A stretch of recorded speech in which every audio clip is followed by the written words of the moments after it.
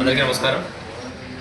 నిన్నటి దినం అనగా 26/2/2026 తేదీ సాయంత్రం సుమారు 8:30 ప్రాంతంలో రాత్రి 8:30 ప్రాంతంలో రాబడిన సమాచారం మేరకు ఎర్రగుంట్ల పట్టణం నందు ఎర్రగుంట్ల పోలీస్ స్టేషన్ సమీపంలో నేను మా ఎస్ఐ గారు మా సిబ్బందితో ఈ వాహనాలు తనిఖీ చేస్తుండగా ముద్దనూరు వైపు నుంచి వచ్చిన ఒక white car Toyota Etios car దాంట్లో తనిఖీ అనుమానంతో తనిఖీ చేయగా మళ్ళీ ఇద్దరు వ్యక్తులు ఉన్నారు.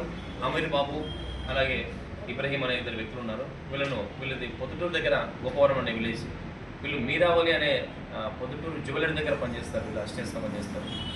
అయితే ఈ చెక్ చేసినప్పుడు వాళ్ళు ఇచ్చిన కారులో 2.52 కోట్ల నగదు ఉండింది. అంటే 2,50,00,000 రూపాయల నగదు ఉండింది.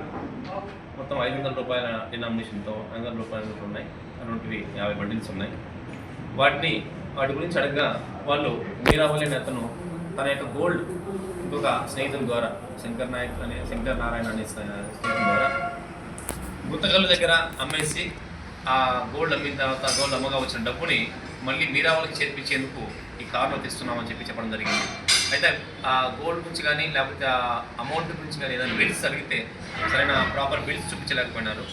ఆ అకౌంట్కి 2.52 కోట్ల నగదుకి సంబంధించిన లావాదేవీలు కానీ ఎటువంటి అకౌంట్స్ కానీ అలాంటి బిల్స్ కానీ రసీదులు కానీ చూపించలేకపోయారు. దాంతో పై అధికారులకు తెలిపేసి సదరు అమౌంట్ని 102 సిఆర్పిసి ప్రజెంట్ అయితే 106 బిఎన్ఎస్ఎస్ అంటారు. సెక్షన్ 106 బిఎన్ఎస్ఎస్ కింద సీజ్ చేసి కోర్టుకు ఎఫ్ఐఆర్ పంపించడం జరిగింది. తదుపరి చర్యల నిమిత్తం దర్యాప్తు చేపట్టేసి ఈ అమౌంట్ ఎలా ఉంది, ఎక్కడి నుంచి వచ్చిందనే విషయంగా దర్యాప్తు చేస్తుంది.